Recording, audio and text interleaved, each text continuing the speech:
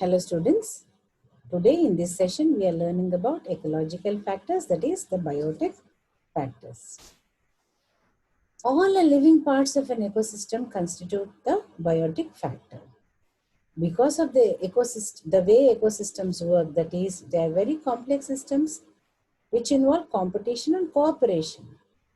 So action of every life can affect other lives. So any living thing within an ecosystem can be considered as biotic factor.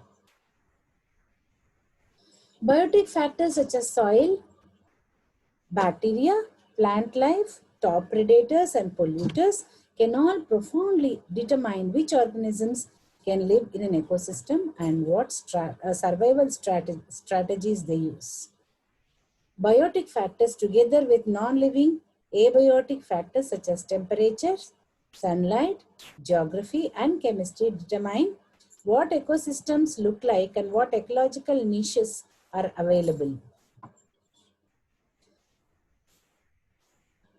Depending upon their role in the ecosystem, biotic factors could be divided into three major groups, and these define their role in the flow of energy which all living things in an ecosystem need to survive.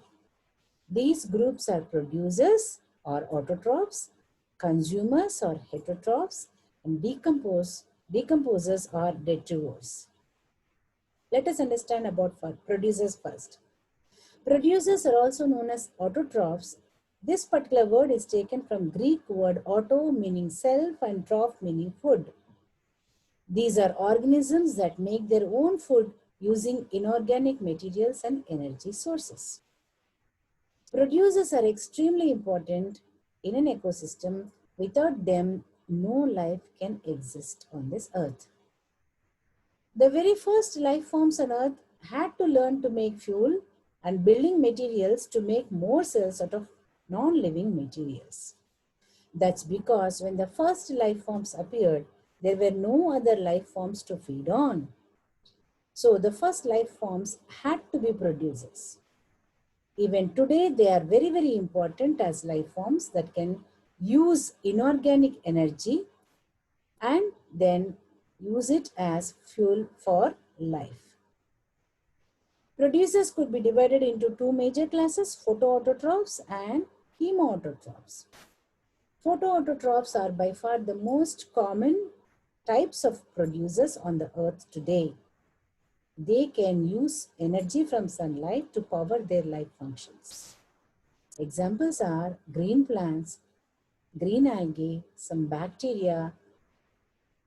Then most of these photoautotrophs are use pigment such as chlorophyll to catch photons from the sun and harvest their energy.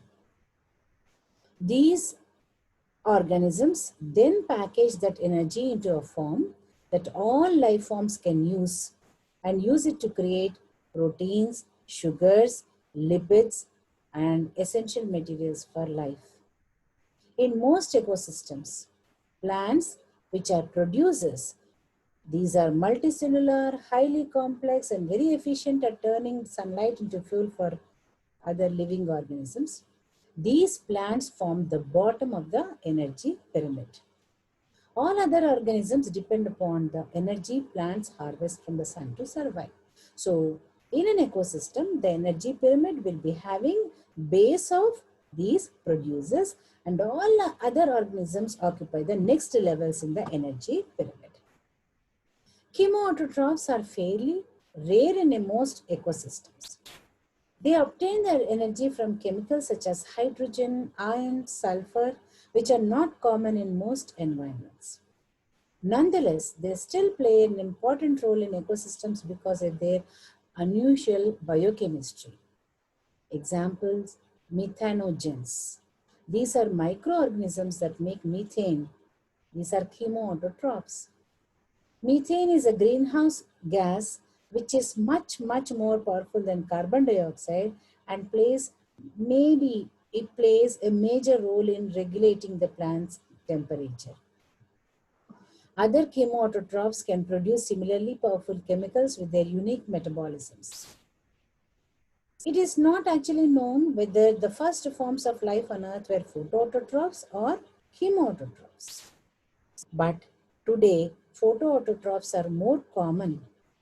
That is simply could be because sunlight is more plentiful than other chemicals the chemoautotrophs use as their energy source. Second category of biotic factors are consumers. They consume the food that the producers are producing. These are also called as heterotrophs. These are organisms that eat other living organisms in order to obtain energy. Their name comes from the Greek word hetero for other and troph for food. So it literally means these depend on other organisms for food.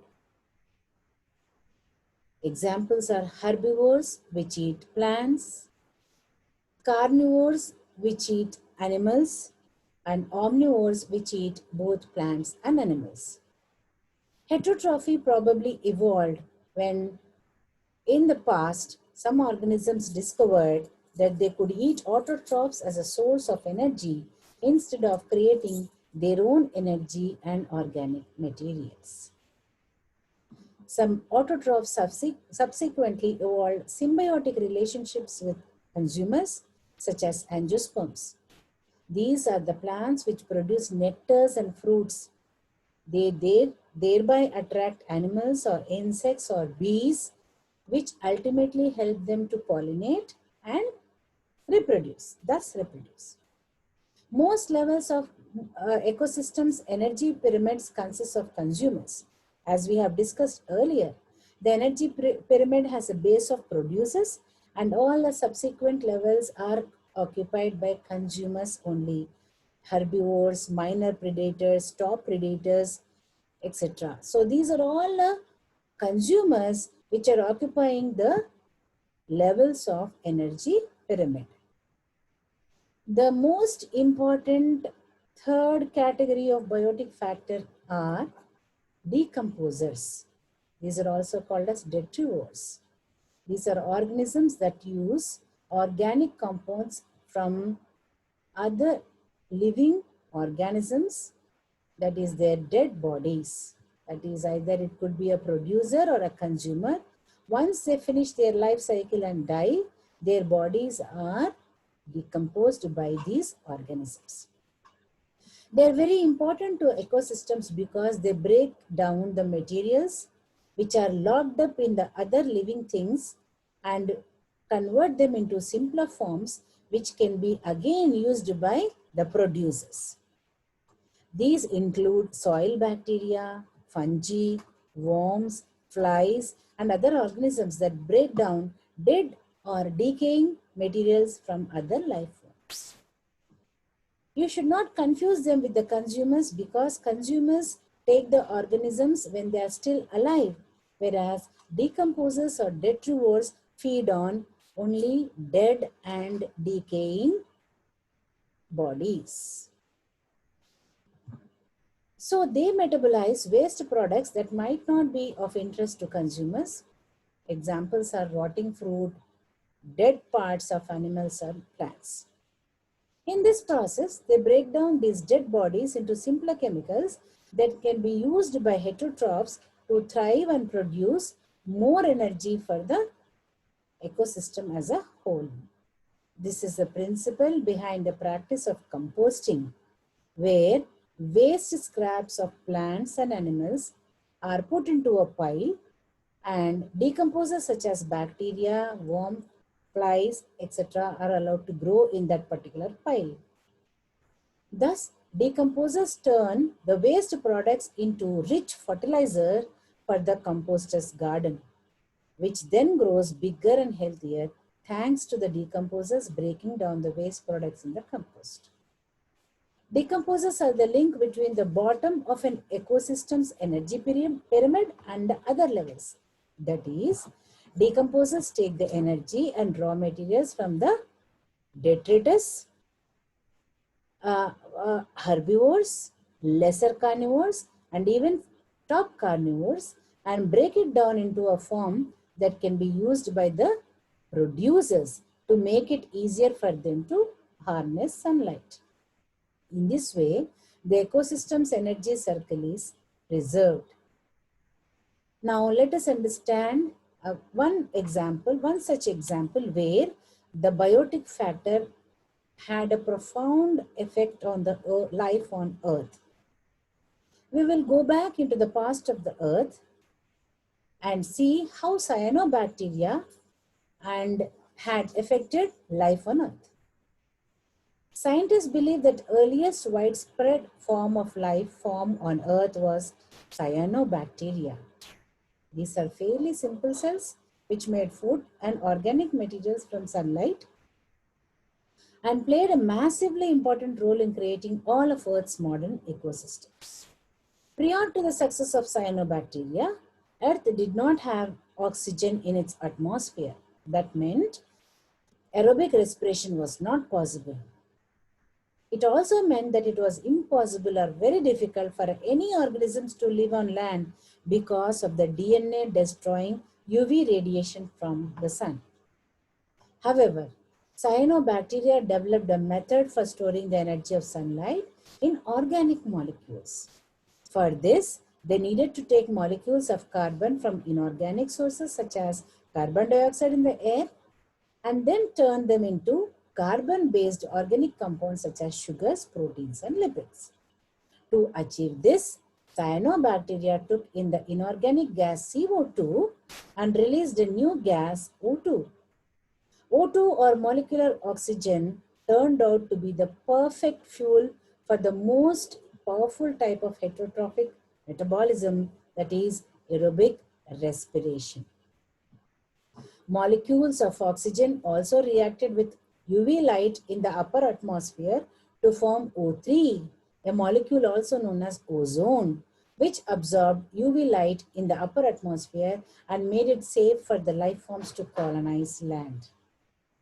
In the billions of years to come, cyanobacteria would be mostly replaced by its more sophisticated descendants such as trees, grass, algae, which would take over its role as Earth's primary oxygen producers. However, cyanobacteria itself still appears in blooms, which can be seen from the space sometimes. So friends, please understand the important role biotic factors have in the maintenance of an ecosystem. We, the human beings, sometimes because of our activities, are destroying this particular ecosystem, because of which the sensitive balance which is there on this planet Earth is disturbed. So we have to understand the effect of biotic factors to see or to curtail or control the effect of human activities or the adverse effect of human activities that seem to be having on the ecosystem. Thank you.